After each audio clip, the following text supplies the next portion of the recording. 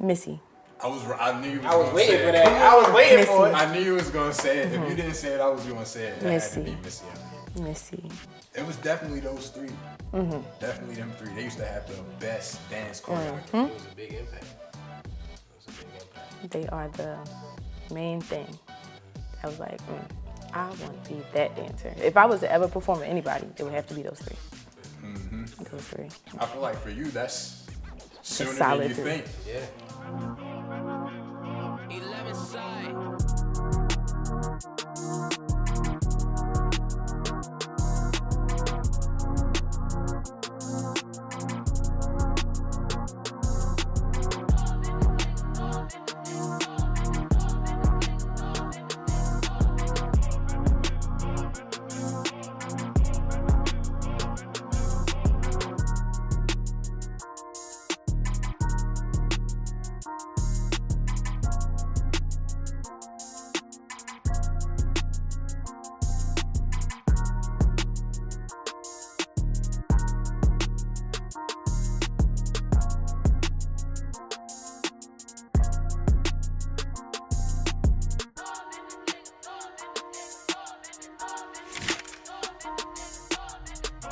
What's up, y'all? It's your boy Morgan McAdory here. It's your host with the most. And I'm your co-host, Justin Montgomery, aka Tora.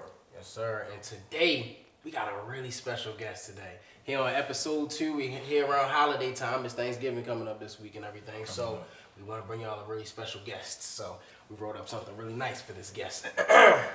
Tonight, we are bringing out a Baltimore royalty, an extraordinary dancer and choreographer, the owner and CEO of the Element Dance Crew, London Epiphany. She is a powerhouse in the DMV, in the dance scene, blending her graceful elegance and fierce energy with a style of her own. From her impactful work and her local talent to help visionary leadership with the Element, she's captivating audiences and setting the standard for the movement in artistry. Ladies and gentlemen, boys and girls, please welcome our guest, London Epiphany. London Epiphany. Hey. Yes. That was a really nice intro. Oh, thank That you. was Thank you really very nice. much. Thank you. Thank you very much. And we are here at Christopher Schafer's Clothier, right down in Baltimore City, where we have our, tailored suits, everything. Thanks to Malik Minor. Shout out to Malik Minor and Christopher Schafer. And London came in her beautiful black dress, and she got the heels. Like, you seen the heels? Seen the hills, look She at her got the chain. heels. She got the chain. She got the ring. She got the nails done. You know what I'm She saying? all blinged out now, My my nails nails. ain't good, but her nails is good. That's all that matters, man. London, how you feeling today? I'm good. How are you feeling today? I'm feeling good. I'm feeling good that you're here, man. Thank This you. is really a blessing for us to have you here. We appreciate you pulling up. And today, we're going to talk about a lot. You Okay. ready to unpack? I guess so. You sure? I guess so. Man, we got a lot going on, man. So first and foremost, I want to start off with, tell us a little bit about yourself. Okay. Again, my name is London Epiphany. Hello. First, let's actually go ahead and go all the way back. Let's go back. Before dance was ever really like a thing, it was Taekwondo for me. Taekwondo is how I found out I could dance. That's a funny story. That's his field. When did I start? I started when I was 5, found out that I could dance when I was 8. I did freestyling. At first, I was dancing like a little robot. I couldn't dance back in the day. Definitely couldn't. Sound like me. But I started looking at videos. I would learn dances through video. That's kind of how it helped me progress as a dancer. So I was very much self-taught for a long time. I didn't get my first set of training until high school. I went to Newtown High School. Shout out to all my Titans. Started there, 9th grade, went all the way through 12th grade. Then I continued my education at CCBC. I didn't finish, but it's okay. Please stay in school if you are in school. Then I went into just training outside. I went to Philly. I've been to DC to train. Did I go to LA? Ahead of myself. I went to LA to perform. But I do train a lot outside of just here, and I do support a lot of other artists that are here that teach classes and whatnot. And then, yes, after all of that training, that's where I built my dance company, Elements Dance Crew. We're in our 3rd season. Shout out to the 3rd season. Shout out, 3rd season, season 3. And yes, we're still just growing, expanding, working on keeping some members still. But it's okay. It's always a start. So never despise small beginnings. Okay, so what is movement dance crew? I mean, it's pretty straightforward, in the title, but can you really explain to us what is it? Why did you start this? What is it for the people that are a part of this group? So how it started for me, I wanted to give people what I didn't have growing up in the dance field. Right. Once you hit 19, 20, you don't have the studios because a lot of studios are just K through 12. So once you hit 18, that's it. You kind of out there trying to figure it out on your own. But I wanted to give them a space where anybody between the ages of 2 to 52 could come and learn dance, take a class, go out and practice with somebody that they've seen on social media, learn with their favorite choreographers. Some of my members from our first season, we went and did an intensive in DC where we ended up working with, I believe it was J-Lo's choreographer. We worked with, it was a lot of choreographers and a lot of people that they worked with. But it was Charles Smith, it was Saquon, y'all know Just Be More. Who else was it? It was so many people. Kind of like some big names, some people I don't even know. It's a lot of people in that field that we were able to go and train with, and just off of us having the name on the shirt and us talking to them, they always was like, keep going. Right. And then no matter what y'all do, people see us. So that's another important thing about what we're doing, just to make sure people see us. But going back to what it is about, it's just again giving back what I didn't have, right. So that way people aren't struggling like how I was. I wasn't struggling, but it was definitely hard to get there. And then it's to build you up to become a versatile dancer, not just hip hop, not just a heels class, but we also recently just did a liturgical piece at my church. So a very well-rounded and wholesome. Liturgical? You said liturgical? Liturgical. Liturgical. Yes, liturgical dance. They don't know big words. So yeah, it's gospel dance. So it's a way of worship. So that was our way of giving back our gift to to the man of God who gave it to us. Because now I want to learn. Liturgical. Liturgical. Liturgical. It's liturgical dance? Liturgical, I'm saying it right? Y'all laughing. It's liturgical. You heard that right? Liturgical. So shout out to the liturgical dancers. I Never heard that word before, ever.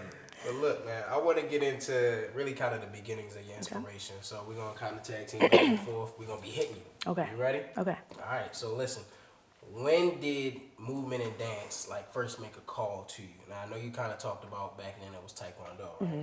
So when did it feel more of an inspiration rather than just a skill? Oh, like I can do this. Like, damn, well, I can. What did she say? She started off with the robot and then it kind of turned into a skill. So when did it turn into an inspiration to inspire other people? Because what you said was, it's a way to, what she said, to give back, right? Mm-hmm. It's kind of a way to make sure that people that were, the younger versions of, ourselves have a better opportunity. Because that's what, we're about. That's why we're building what we're building. So that's why we always come together with that same creativity.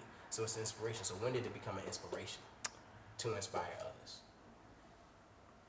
I can remember it around when I was 16. Mm-hmm.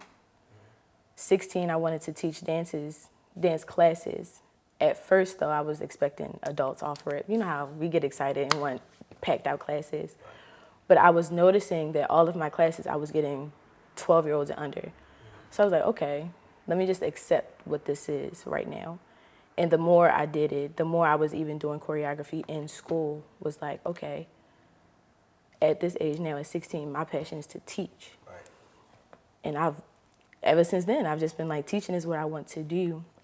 And it was a shocker to a lot of people because I'm a very well performer, but performing it doesn't fulfill me as much as teaching does. Like, I don't need to be in the spotlight. It's how I feel about dance, and dance is about trying to be seen a lot. But I'd rather be that person that's like, oh, that's me based off of how you see this group of people dance. You don't have to ever see me physically to know that I've touched this, but through my dancers and even just the movement that's out there that this was London. So that's 16 was about where it became an inspiration for me to go out and teach kids. That's different. Yeah, I want people to see these background dancers. Like, yeah, you see them. You see the way he pop locking right there. Yeah, he went to the London Epiphany school. Right? Mm-hmm. So it's a style that they're gonna recognize even when you're not there. Yes. Like that. So, what's your personal style, right? Knowing that, how does your style stand out? Because now you're talking about she don't have to be there. She behind the scenes. Mm-hmm. So how does your style stand out then? My style stands out because it came from the background of Taekwondo. A lot of my movement is sharp, hard. It is very sharp and hard. Like, that's the base of my movement. So I very much know how to manipulate my body and also isolate my body, because in Taekwondo, that's what you had to do in order to punch the proper way or kick the proper way. So that's where my background comes from. And then also my inspirations are mixed in with that. My inspirations are Paris Global, A Hollywood, who else? Creativity-wise, it's Todrick Hall, and as of recently, it's been Tyler, the Creator. So it's just all of these artists, not just people who just create, but like artists who have an actual passion for it is where my inspiration comes from. Yeah. Why did you stray away from Taekwondo? Honestly, there was no specific reason. It was just between what I wanted to spend most of my time with. I like Taekwondo, but I really like teaching dance. Doing dance. Yes. Okay. I do want to go back. I want to go back just for the training aspect, but dance was where I was You going want to to. go back to Taekwondo, or you want to try different martial arts? I would say I want to start in Taekwondo again to get that motion back. But then I do want to I really want to tap into jiu-jitsu. Jiu-jitsu. Yes, that word. Yeah. I'm going to tap into that. She dangerous. She's trying to be. She trying to be. I mean, second degree. Well, yeah, I That's forgot. all. That's I all. forgot you That's were all. God. Second degree black belt. That's it. Not too much else. Give it up for the black folks. Accomplished in many fields. How do your parents feel about what you do? They love what I do. My mom, my biggest supporter. My mom's my bestie. Sorry for anybody who think they got that number one spot. It's really my mom. My mother has seen every dance about 1 million times. It doesn't matter how many times we performed it, she still comes. It doesn't matter how many times I've shown her a video. She herself will go to my Instagram and still watch my videos. I know my page, of course. And so when I'm listening, I'm like, oh, she watching that again. My mom is my number one supporter. My dad is my supporter when it comes to making sure, like, I'm not getting pushed over, or that I'm doing what I'm supposed to do, or that he's more the strategic support, where I'm making sure, like, the money is right, where I'm making sure my time management is right, where I make sure whatever I committed to, I stick to it. Keep it disciplined. Yeah. So my mom, she is going to push me and love me, and then my dad is going to make sure I am solid. Okay. So on Instagram, you got over 3,000 followers. Now, to some of those people out there that's got hundreds and thousands of followers, we have worked very hard for our 2, 3, 4, 5,000 followers. Everyone. Every single one of them. How long did it take you to get to 3? Now, for people who have a big following, that might not be a really good question for y'all, but for us, I know, because I watched your journey, because we were back on the social media, who we gotta, how we, so how long did it take you to get to where you're at? And just like, AKA Tor said, we appreciate all of our followers. So how long did it take you to get to that following? And how do you feel about your followers? Are they as supportive? Because what's the percentage of how many people you follow versus how many people actually support? Well, the law in sales is like every 1 to 100. So applying that ratio to like anything, you basically only getting like 5 to 10% of the followers that you got to actually interact with your stuff on a day-to-day basis. So how many people really how long did it take you to get there, and how many of your followers really show support? I've had that Instagram since I was 14, and I transitioned it to get it popping more. Sorry, Mom. Because my mother used to run my account, and it was, at first, I support London. So it was me showing that I'm taking these classes and also getting donations to go and take classes, because dance is pretty expensive. But it did take that's a long time now that I'm thinking about it. It took 11 years to get to just this. But genuine. It is genuine. It really is genuine. And if I could be honest, of course we know social media, the world of social media now. It could be more if I did post a little bit more. But for what I do post, I rather post quality over quantity. So that's why I don't post as often, because I don't want to just be posting anything for the sake of posting it, because even then, that's where you don't get the real support. Right. Because they just say, oh, she posted again, whatever, swipe. But if you see, oh, she posted again, and you know that it's good quality or at least a good picture, they're going to pay more attention. Right.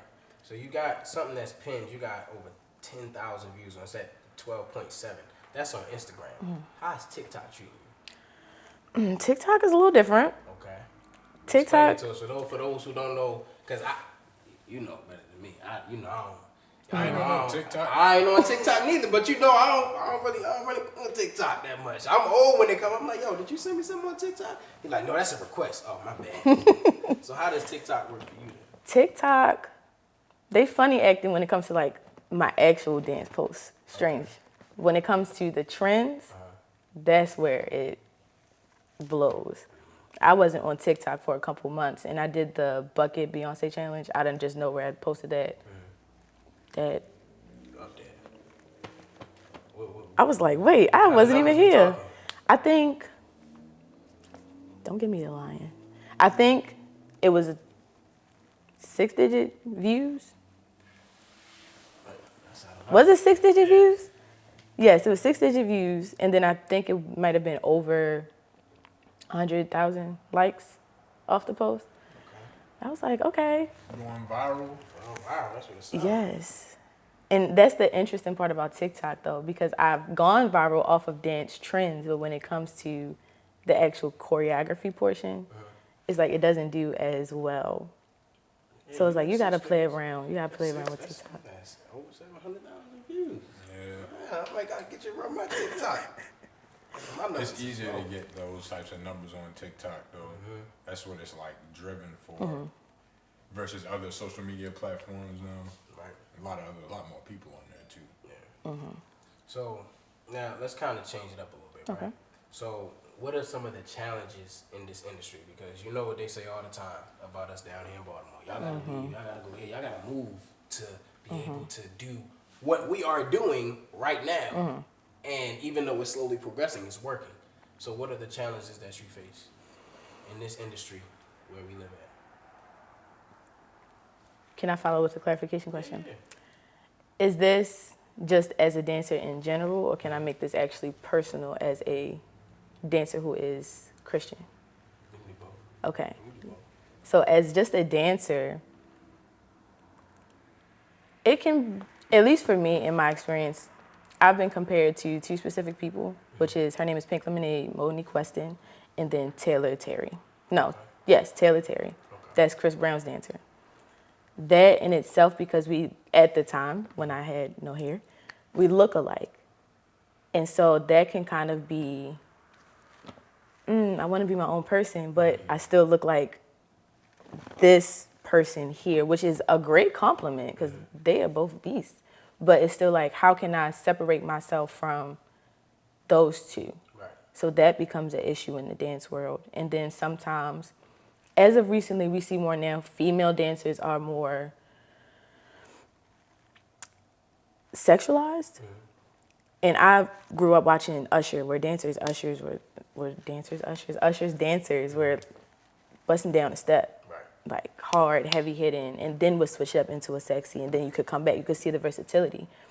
And so in that, it's kind of like, I don't want to just be throwing my butt around or like falling all over the male artist, which is great for those people because they're doing what they want to do. But that's where it also transcends to being a Christian. Like, it's just certain things I wouldn't do because of who I serve, and that don't feel right to me. And of course, I started out doing some of that. I performed with the artist, and it was a lot of twerking, a lot of throwing it around, and it was a lot of club scenes. But me as a person, that wasn't me. But seeing that from being a dancer, you would assume that's who I am. And so that's some challenges that you face. How to have your own identity, how to keep your standard without feeling like you're gonna lose out on a job, and then how to just maneuver in these spaces, being a Christian, not wanting to do certain things. Right. So yeah. That identity thing, that's a big thing. Because I've been told that I favor. No, y'all don't do that now. Come on, don't do it. Don't do it. Y'all done, listen, they done say who they say our favorite. Just say Nobody. it. Just say it. Nobody. I'm go not ahead. saying it. Y'all not gonna say it? Nope. Y'all did this Eddie with Murphy. That's Eddie it. Murphy. Eddie. No, nigga, Michael B. Please. Jordan. Michael, that's for you, brother. Morgan B. Jordan. Morgan B. Get outta Jordan, here. man. Listen. So I can understand. He said, you look like Michael B. Jordan. And then Nobody Eddie Murphy, says but that. They all say that. My mother, I call her right now. Ma, I'm interviewing her. They say says that. that. They say, Kirsty, don't I favor Michael a little bit? Say it loud. She done said it. She lying. And she said it loud too. She said it loud. I'm proud. So I get the identity thing. Get caught in. Like you laughing. Listen, I be feeling bad sometimes because I didn't think I looked like the brother, but I can understand where you coming from when you say, because it's like, oh, you're acting and then you favor him, or you're trying to. No, that's not really what I'm trying to do at all. Especially when some of the projects are a little similar. But anyway, man, I understand that for sure. Another question that we have. So when it gets to your creative process, right? When you're choreographing a new piece, like where do you start? Like, do you have something that you got to do just to kind of take yourself there? Like, where do you start to be able to get to choreographing a new piece? That is a multi-layered question. That's your whole creative process. Right there. So, geez, where does it start really? A lot of where my choreography comes from, sometimes it already stems from, like, if I was listening to a song and I just heard choreography, like, not heard, but saw choreography in my head while I'm listening to it. Then if it's a point where we have to perform it, it's like, oh, I had this vision, let me pull this vision together. So that's the mini start of it. Now getting it into the studio and working with other dancers, I work backwards. Everybody thinks I'm crazy for it, but I work from the end to the beginning versus the beginning to end. I kind of work out of order. Okay, why you do that? It works for me in a sense. Most of the choreography that I have, I see the big ending first. And then I work backwards with building the story. I already have my story, but I'll see the end of it first before I see, I get what you mean. Reverse engineering. Is that how you do it too? No. In your creative process? No, it's not. I just know what reverse engineering is. So I see it that way. And then sometimes once I have the complete product, I still go back from beginning to end and tweak in between it to make it, we could change that, or we could emphasize this some more. But my brain is always going. So sometimes I'm really not fully satisfied with the end product because I'm always still seeing something different. But for the most part, it's end to the beginning. Yeah. Another question, advice. Do you have any advice? Because you talked a big part about family. Family is important to you. You talked about, inspiring a community of people of different ages. So, this week being, the week of Thanksgiving of 2024, families and communities are going to be together. Is there any advice that you have for upcoming dancers or creatives like yourself that are hustling like you're hustling right now? Do you have any advice for them? Keep going and trust what you have dream for. Like, trust your dream, trust your goal, trust your vision. No one else has the vision like you. It might be a lot of people doing what you're doing, but nobody is doing what you're doing. So be you, keep going, and pay attention to who is watching, because there's a lot of people that could be watching you. Yeah, you got this, keep going. I got one. So coming up, I feel like in the early 2000s, that's when we had the best dance choreo, the best music Absolutely. videos. All of that. Everything was just better back then. Absolutely. What's like your most memorable choreography from like a music video, or your favorite music video choreography? Oh my gosh, that is so many. Can I give you like 3? Okay. Top 3. Put me on. It was Sierra. All of her music videos. All of them. Sierra. Again, Usher. Yeah. Usher for sure. Young guys. I had a Usher DVD of his concert that I would watch over and over Usher Super fan. DVD. and over. Usher, Yes. super fan. I had a Michael Jackson tape, a VHS. I'm old. No, we had the DVD, and you could look at which dancer was dancing to what. So it was real detailed. So it's Sierra, Usher. The last one, I gotta make it a good one because it was so many though. Missy. I knew you was I was gonna waiting say for it. that. I was waiting for it. I knew you was gonna say it. If you didn't say it, I was gonna say it. It had to Missy. be Missy Elliott. Missy. It was definitely those three. Definitely them three. They used to have the best dance choreography. It was a big impact. They are the main thing. I was like, I want to be that dancer. If I was to ever perform with anybody, it would have to be those three. Those three. I feel like for you, that's sooner than solid you three. think. Yeah. Y'all That's heard that? closer than you think. Y'all heard that? He said it, okay? Come on, Missy. You heard it here Say- first. Come on, Usher. Who was on first? Sierra. Sierra. Come on. And I was so sad because they both just went on tour together. They did. Sierra and Missy. With Buster. Uncle Bus. Come on. Usher was doing Call this me. thing in Vegas. He was doing this skate thing because he was just He here. was. wasn't He was. Yeah. Usher was here. He had a residency. Yeah, you was. The show was the Usher show. Because you was skating for your birthday, so now we gotta incorporate. Call me you know? Usher. Papa Ush. Call me, please. All right. So before we wrap this up, what we're gonna do is we're gonna do rapid questions. Oh, okay. All right. Yeah. So we're gonna ask you questions back to back. Answer. We gotta spit them out. Okay. All right. Okay. All right. So the first one, you ready? Okay. You ready? I'm ready. All right. I'm ready. I'm ready. What is the very first song you ever choreographed to? Sunlux. Okay. You ready? You got 10 seconds. You count it down because she gonna. Okay, that was less than 10 seconds. 10. All right. Ready? Go. Who's your biggest inspiration in the dance world? Paris Global. Okay. What's one style of dance you've always wanted to master? Ballet. What's the hardest move you ever had to teach? Isolations. Honestly. How do you stay motivated to create new routines? God. She said God. God. I thought you said How do you approach creating choreography for different music genres? Is that something you even do? Yes.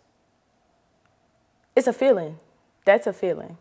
So whatever song is on, you flow with that. All right, last So question. that's that. How do you handle creative blocks?